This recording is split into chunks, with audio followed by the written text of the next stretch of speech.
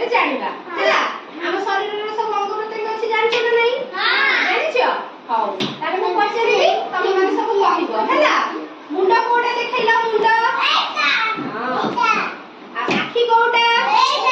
ଆମର କେତୁଟା ଆଖି ଅଛି? କାନ କାନ କୋଉଟା? ପାଟି ପାଟି କୋଉଠି ଆଗ ଦେଖାଅ? ପାଟି କୋଉଟା? ଦାନ୍ତ ଜିଭ ଆଉ ବେକ ସୁନା ପିଲା ସମସ୍ତେ ତାଳି ମାରି ଦିଅ। ସମସ୍ତେ ସବୁ ଜାଣିଛ ସୁନା ପିଲା। ତାପରେ ହାତ ହାତ କୋଉଟା? ଆଙ୍ଗୁଠି ଆଙ୍ଗୁଠି ଆଉ ତମ ନଖ। ଆଚ୍ଛା କହିଲ ଗୋଟାଏ ହାତରେ କେତୁଟା ଆଙ୍ଗୁଠି ଅଛି? 1 2 3 4 5 2 3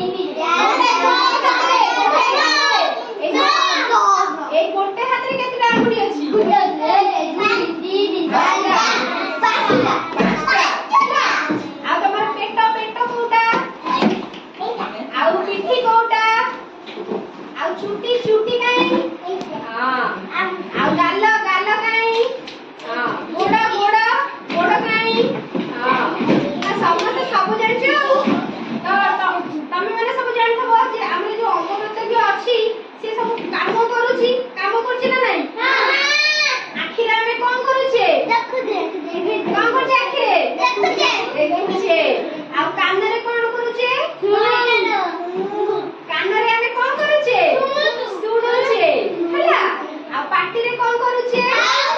ଖାଉଛେ ଆଉ କଥା କହୁଛେ ହେଲା। ଆଉ ଦାନ୍ତରେ ଦାନ୍ତରେ କଣ କରୁଛେ? ଦାନ୍ତରେ ଆମେ ଚୋବଉଛେ ହେଲା। ଆଉ ହାତରେ ହାତରେ କଣ କରୁଛେ? ଖାଉଛେ ଆଉ କାମ କରୁଛେ ସବୁ କାମ କରୁଛେ। ଗୋଡରେ ଗୋଡରେ କଣ କରୁଛେ? ଗୋଡରେ ଆମେ ଚାଲୁଛେ ହେଲା।